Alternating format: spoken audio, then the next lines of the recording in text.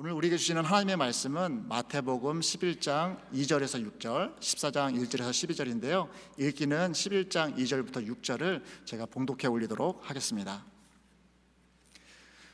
요한이 옥에서 그리스도께서 하신 일을 듣고 제자들을 보내어 예수께 여짜오되 오실 그이가 당신이오니까 우리가 다른 일을 기다리오니까? 예수께서 대답하여 이르시되 너희가 가서 듣고 보는 것을 요한에게 알리되 맹인이 보며 못 걷는 사람이 걸으며 나병한 자가 깨끗함을 받으며 못 듣는 자가 들으며 죽은 자가 살아나며 가난한 자에게 복음이 전파된다 하라. 누구든지 나로 말미암아 실족하지 아니하는 자는 복이 있도다 하시니라. 아멘.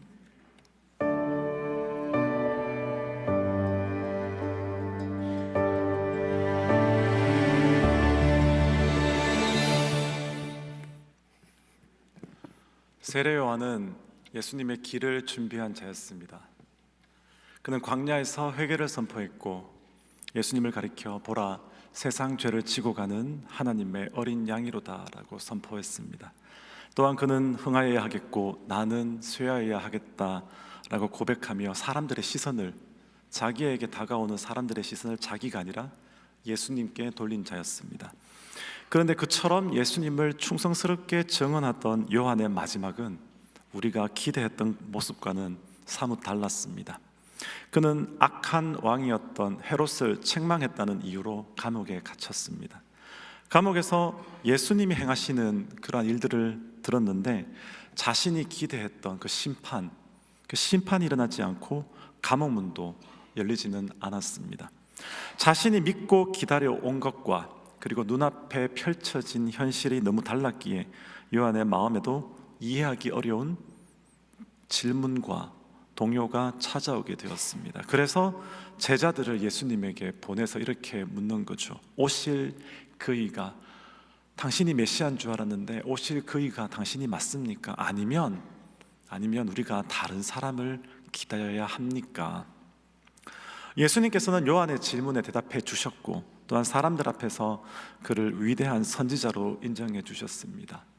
사람 중에 요한보다 큰 자가 없다고 예수님께서 친히 인정해 주셨죠. 그러나 요한의 감옥의 문은 열리지 않았습니다. 그리고 그는 결국 헤롯의 생일 잔치에서 너무나 허무하게, 너무나 허망하게 죽임을 당한 모습을 우리가 성경을 통해서 볼 수가 있습니다.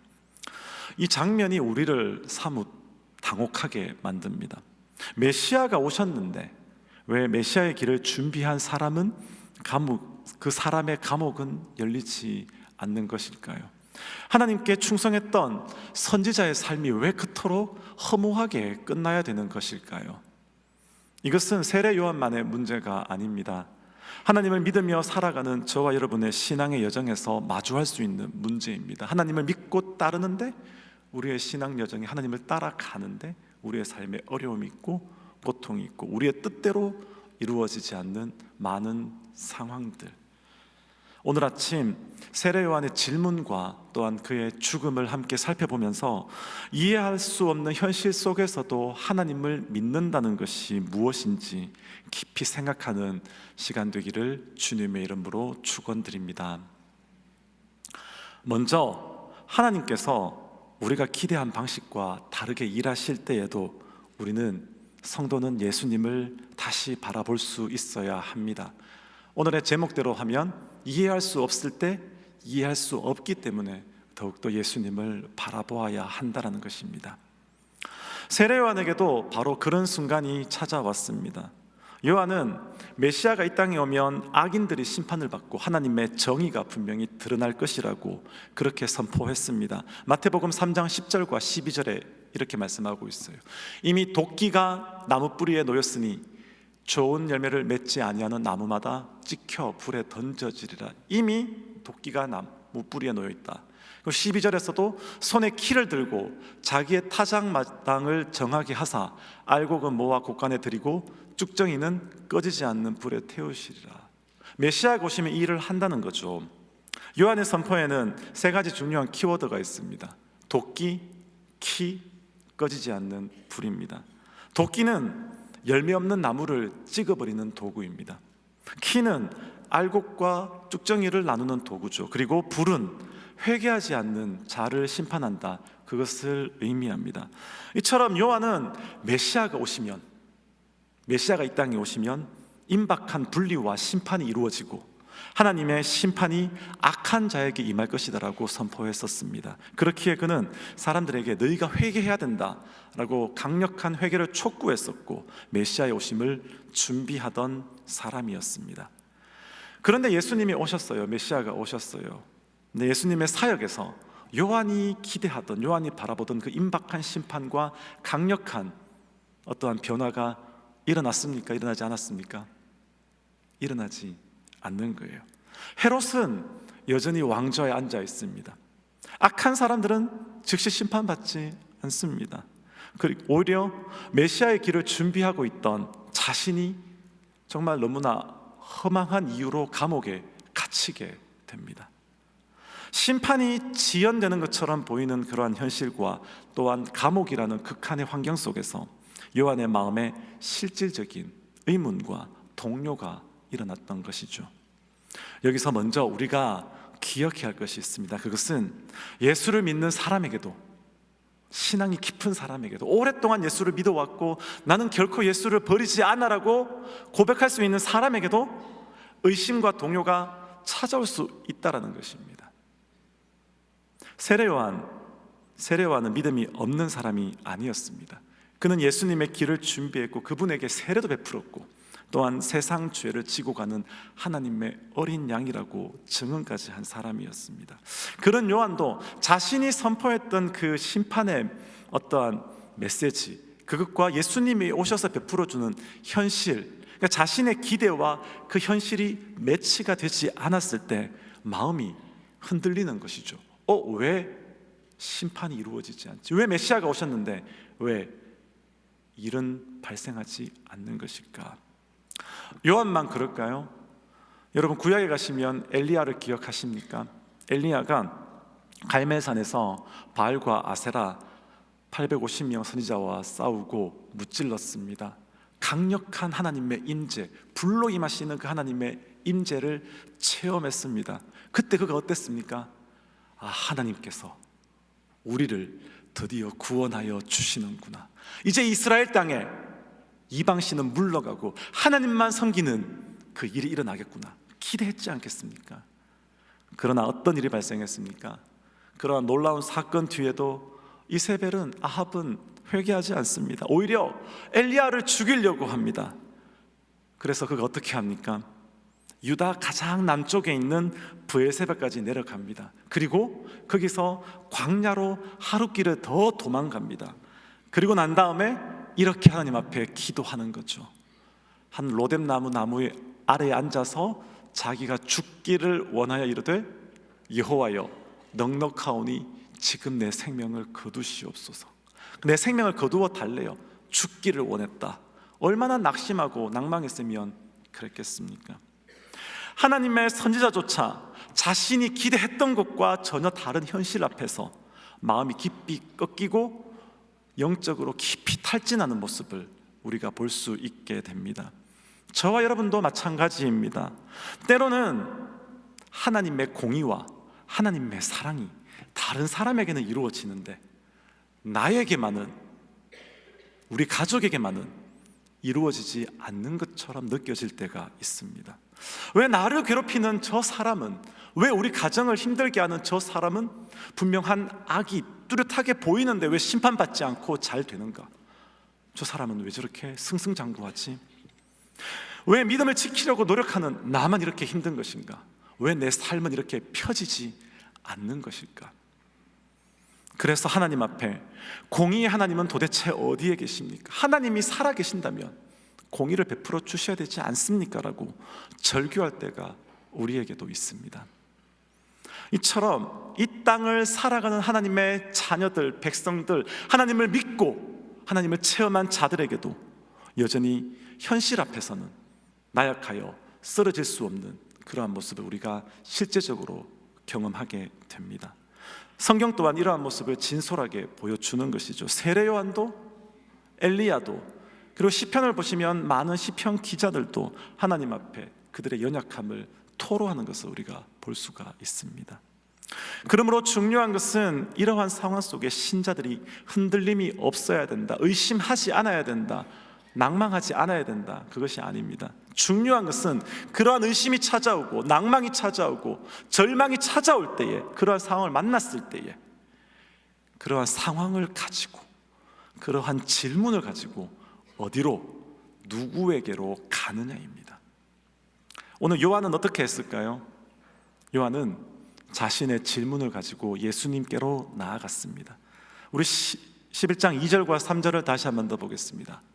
요한이 옥에서 그리스도께서 하신 일을 듣고 제자들을 보내어 예수께 여짜오되 오실 그이가 당신이오니까 우리가 다른 일을 기다리오리이까. 우리가 이 말씀을 볼 때에 뒤에 있는 세례 요한이 예수님께 질문한 것, 당신이 메시아 맞습니까? 아니면 다른 사람이 맞습니까? 라는 이 부분에 집중한 나머지 이 세례 요한이 제자들을 보내었다, 예수님께 보내었다라는 이 말씀을 종종 놓칠 때가 있습니다. 지금 요한이 감옥에서 그에게 의심이 찾아오고 마음이 힘들 때 어떻게 했습니까? 제일 먼저 제자들을 예수님께 보냈습니다. 그는 예수님께 제자들을 보내어서 당신이 정말 그분이 맞습니까? 라고 물어보고 확인했습니다. 요한 흔들림의 순간이 있었습니다. 그러나 그 흔들림 속에서도 그의 대답은 누구를 향했습니까? 예수님을 향했습니다. 여러분, 이것이 의심의 순간, 고통의 순간, 이해할 수 없는 상황이 우리에게 다가올 때 우리가 해야 할 일입니다. 내가 기대했던 것과 현실 사이에 큰 괴리를 느낄 때 하나님을 피하거나 예배와 말씀에서 멀어져서는 안 된다는 거죠. 오히려 더 하나님께 나아가야 하는 거죠. 오히려 더 예배드리고 기도하며 하나님 앞에 엎드릴 수 있어야 한다는 거죠. 그 질문을 가지고 예수님께 나아가서 이렇게 여쭈어야 합니다. 하나님, 제가 내 삶 속에 일어나는 이 일을 도대체 어떻게 이해해야 하겠습니까?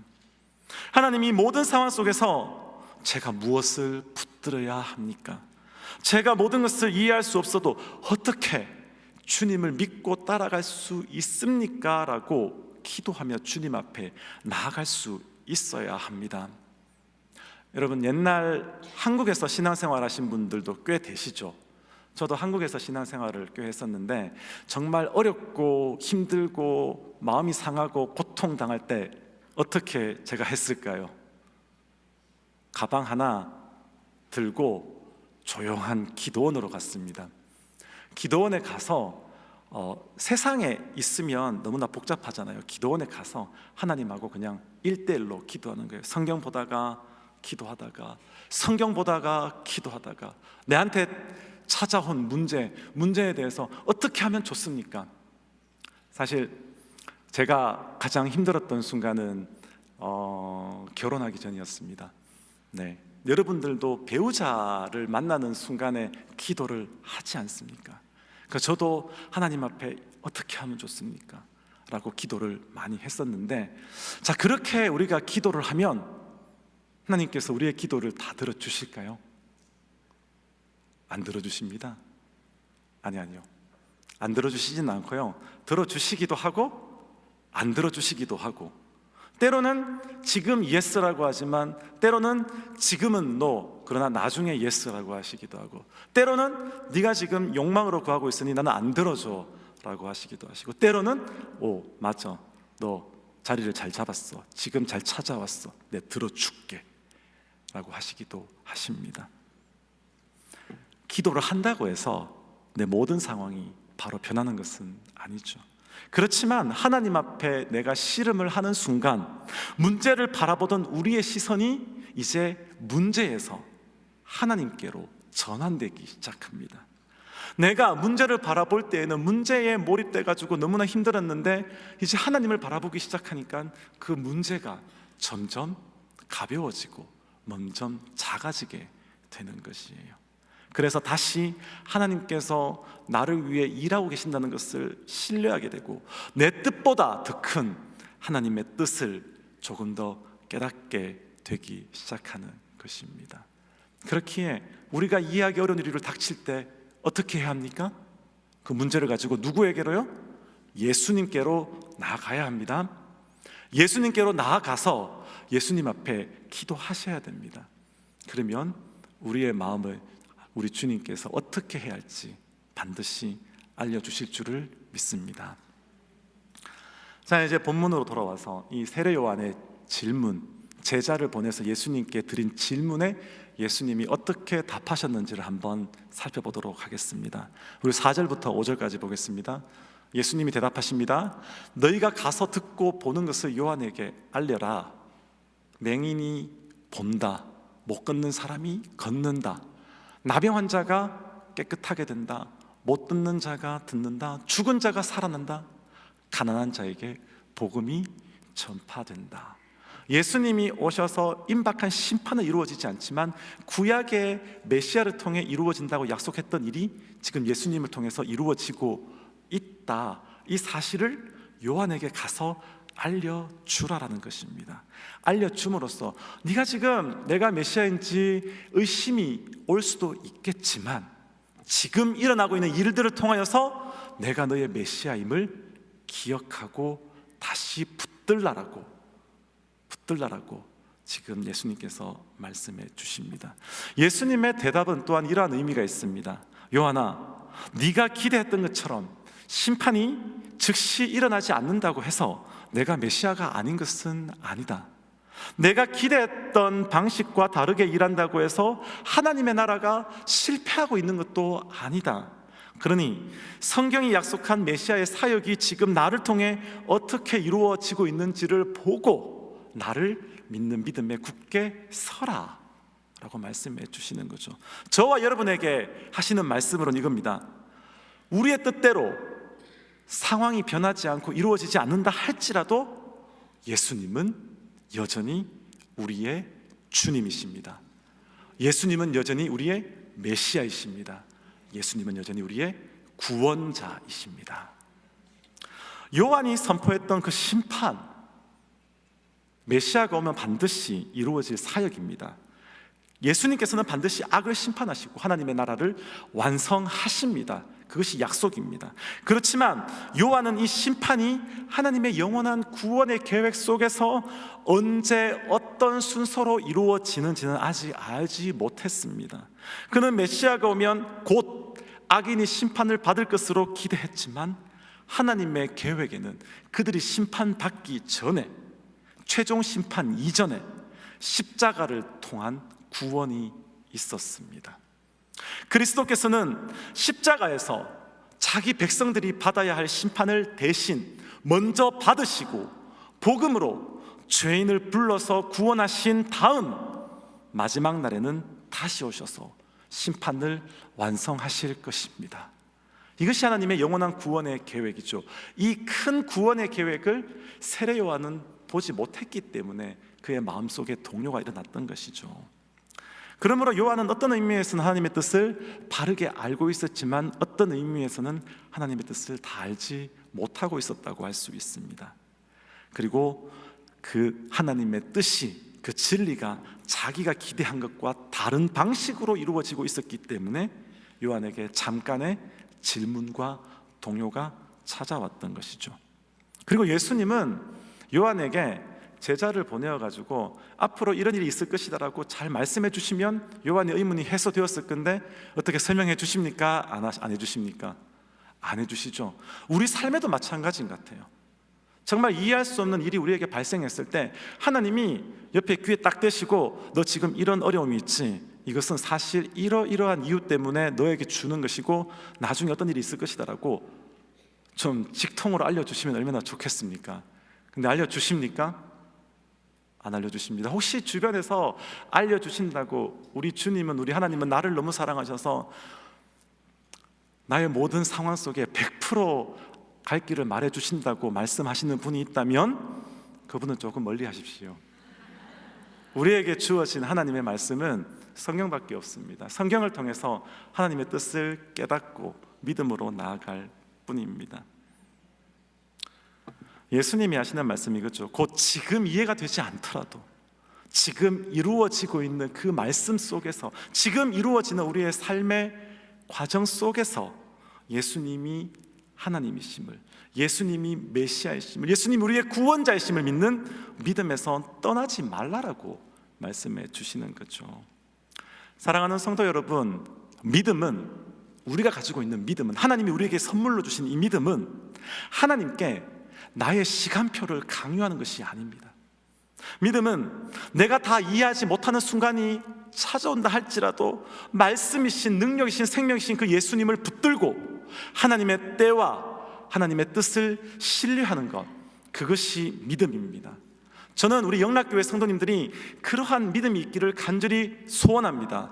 그 믿음으로 어떠한 상황이 온다 할지라도 기다릴 수 있는 신앙이 있기를 주님의 이름으로 축원드립니다. 자, 이제 두 번째로 살펴보겠습니다. 세례 요한의 이야기가 저에게 던지는 두 번째 질문은 이것입니다. 하나님께 충성했던 성도의 삶이 세상의 눈에 아주 허무하게 끝나는 것처럼 보일 때, 너무 허무하게 성도가 죽임을 당할 때, 이 세상을 떠나게 될 때에 우리는 그 삶과 죽음을 어떻게 이해해야 할 것인가 입니다. 오늘 본문의 상황으로 말해보면, 왜 하나님께서는 그 의로운 세례 요한이 악한 왕이었던 헤롯에게 그토록 허무하게 죽임을 당하도록 두셨을까요? 그렇게 허용을 하셨을까요? 이 질문을 붙들고 요한이 죽임을 당하게 된 과정을 먼저 한번 살펴보도록 하겠습니다. 세례 요한은 헤롯을 아주 강하게 책망했습니다. 그 책망한 이유는 이것이었어요. 헤롯이 자기 형제의 아내였던 헤로디아를 아내로 취했기 때문입니다.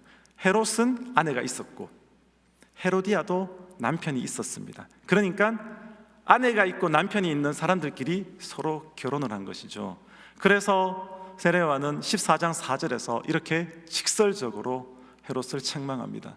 당신이 그 여자를 차지한 것이 옳지 않다. 대놓고 아주 강력하게 이야기합니다. 이 말을 들은 헤롯은 어땠을까요? 당장에 죽이고 싶었겠죠. 근데 죽일 수 있었을까요?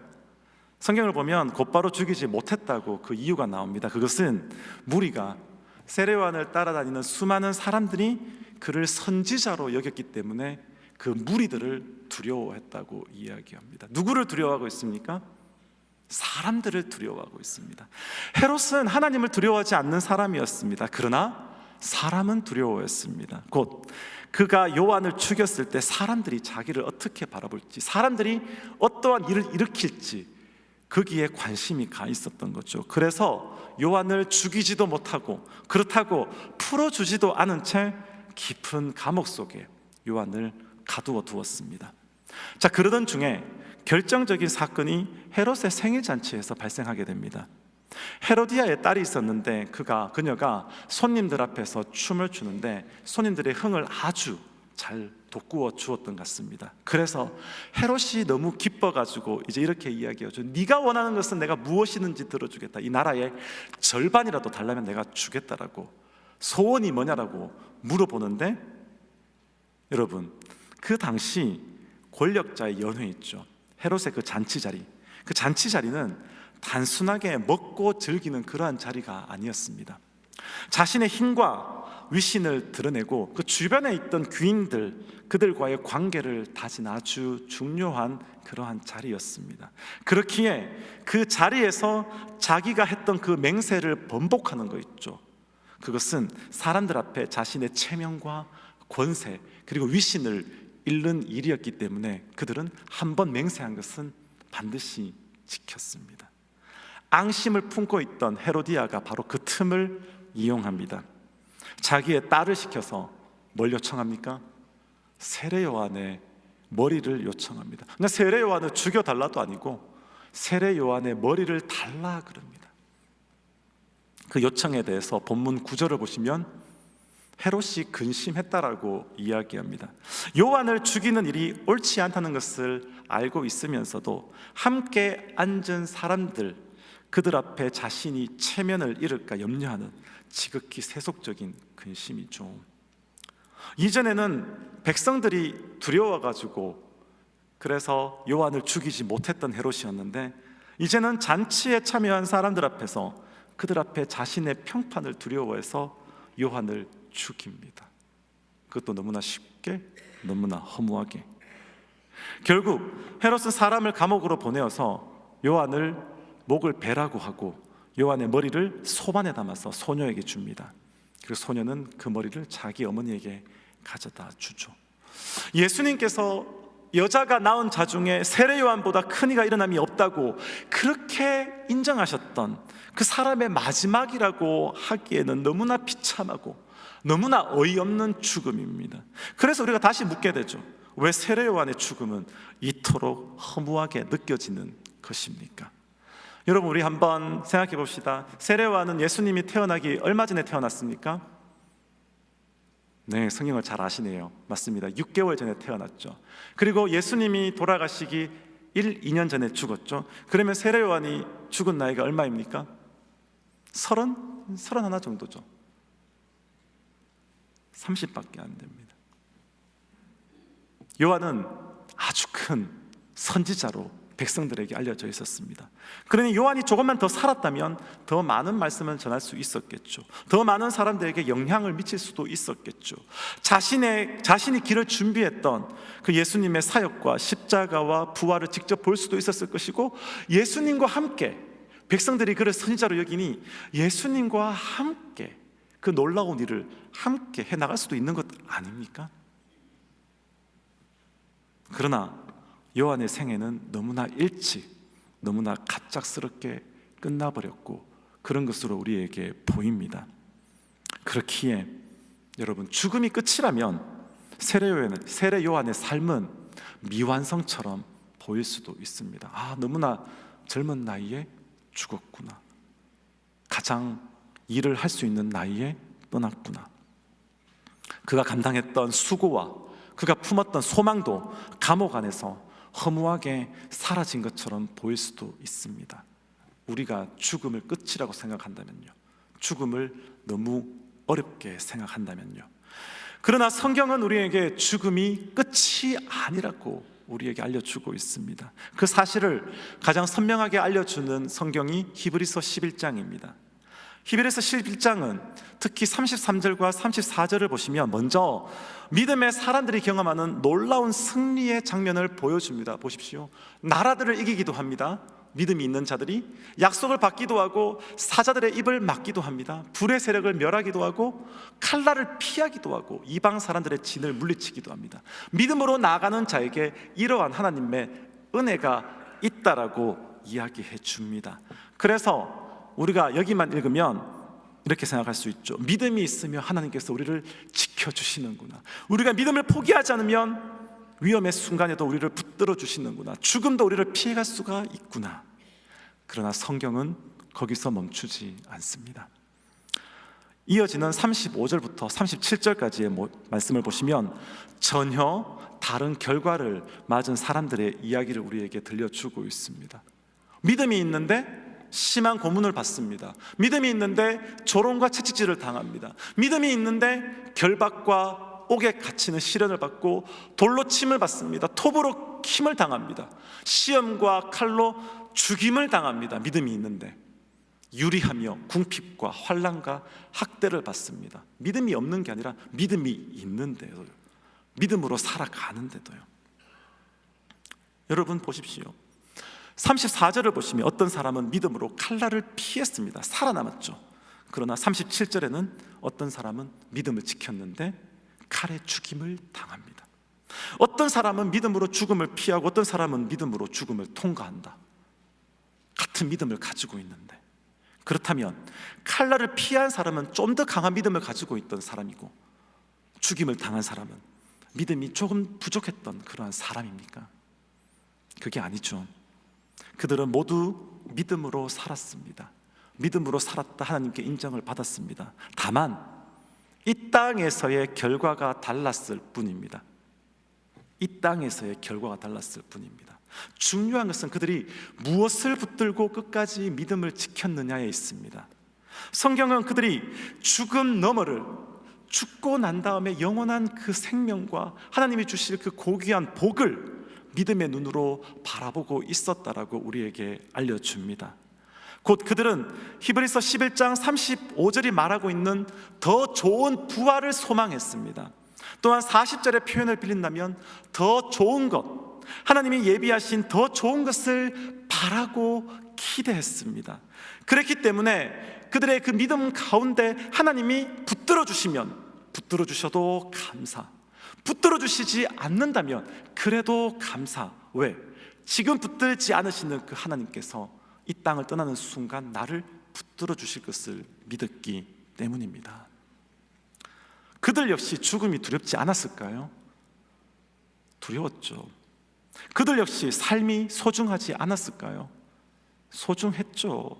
그러나 죽음이 자신의 마지막이 아니며 죽음 너머에 하나님께서 예비하신 더 좋은 것이 있다는 것을 그들은 믿었습니다. 그래서 그들은 죽음 앞에서도 믿음을 버리지 않을 수가 있었습니다. 우리는 하나님께서 왜 어떤 성도는 죽음에서 건져내시고 위험에서 건져내시고 또 어떤 성도는 죽음을 통과하게 하시고 어떤 성도는 고난을 당하게 하시는지 그 모든 이유를 알 수가 없습니다. 왜 믿음을 지켰는데도 감옥 문이 열리지 않는지, 왜 간절히 기도했는데도 상황이 달라지지 않는지 이해하지 못할 때가 참 많습니다. 그러나 우리의 믿음은 모든 이유를 다 알아야지만 견디는 것이 아닙니다. 현재 이유를 다 알지 못해도 우리의 마지막이 죽음이 아니라 하나님께서 예비하신 더 좋은 부활임을 믿기 때문에 우리가 인내하고 견딜 수 있습니다. 이제 이 부활의 관점에서 세례 요한의 삶을 다시 바라볼 필요가 있습니다. 사람들의 눈으로 볼 때에는 요한의 삶은 너무나 일찍 끝났죠. 감옥에서 풀려나지 못했습니다.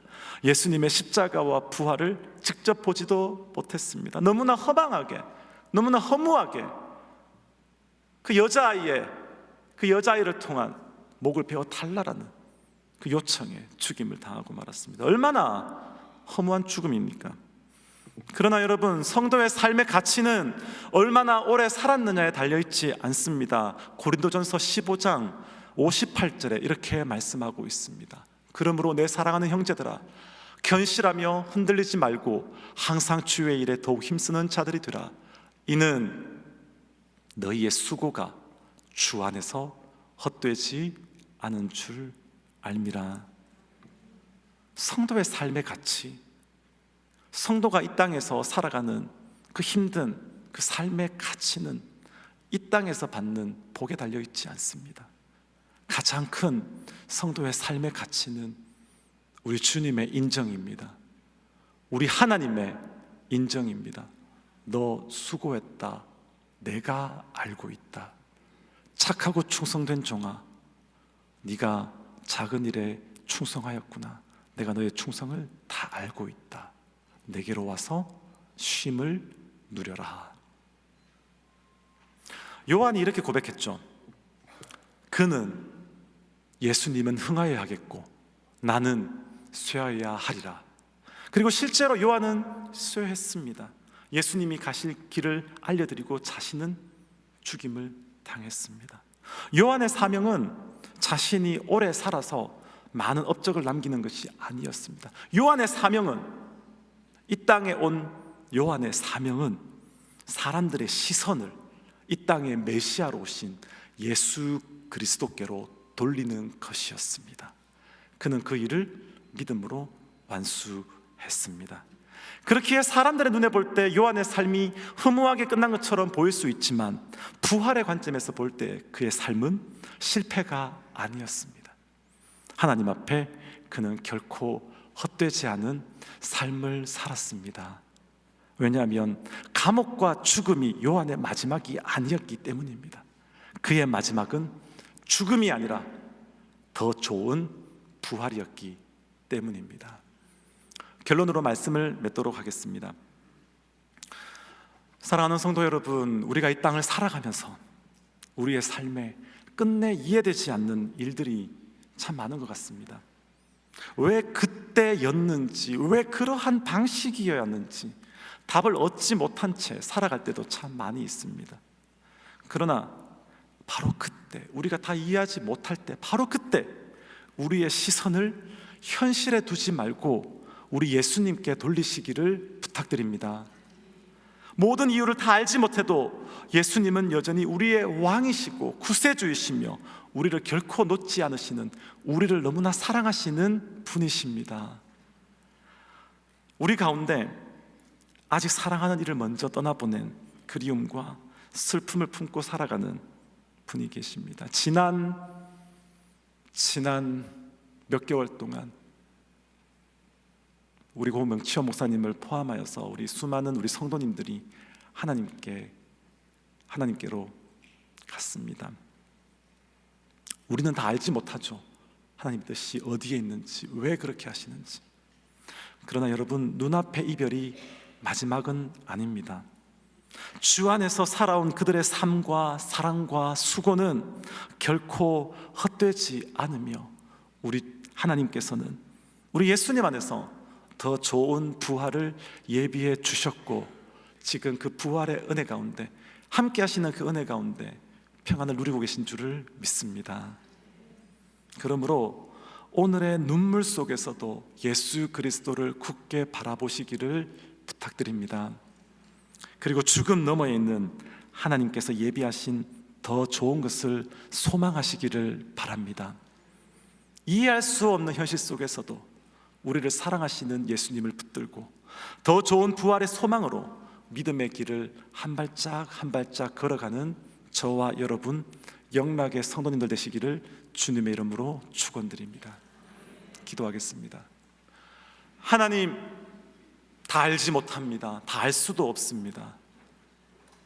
그러나 한 가지 우리가 아는 것은 그러한 상황 속에 주님을 바라보아야 한다는 것입니다. 하나님, 우리 성도님들이 어떠한 상황 속에서도 주님 바라볼 수 있게 하여 주시옵소서. 주님이 우리에게 약속하신 그 부활의 소망, 그 영원한 생명의 소망을 잊지 않고 어려운 상황 속에서도, 힘든 상황 속에서도 잠잠히 나아갈 수 있도록 우리의 마음과 생각과 뜻을 붙들어 주시옵소서. 감사함이 예수님 이름으로 기도합니다. 아멘. 우리 다 함께 일어나셔서 찬양으로 나가도록 하겠습니다.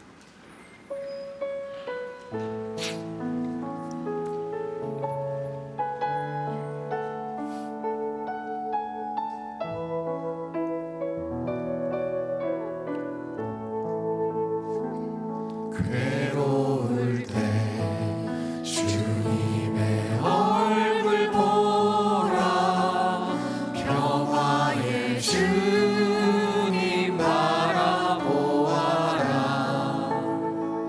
세상에서 시달린 친구들아, 위로의 주님 바라보아라. 괴로울 때 주님의 얼굴 보라. 괴로울 때 주님의 얼굴 보라, 평화의 주님 바라보아라. 세상에서 시달린 친구들아, 위로의 주님 바라보아라. 눈을 들어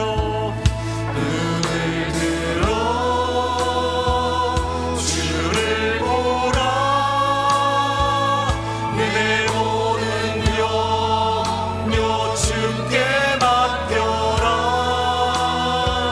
슬플 때에 주님의 얼굴 보라, 사랑의 주님 다시 한번 제안합니다. 눈을 들어 주를 보라. 눈을 들어 주를 보라, 내 모든 염려 주께 맡겨라. 슬플 때에 주님의 얼굴 보라, 사랑의 주님 안식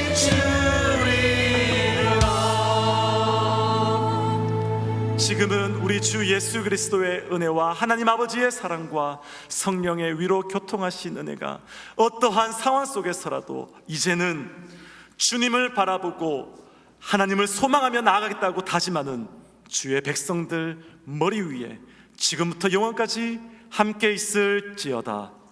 아멘.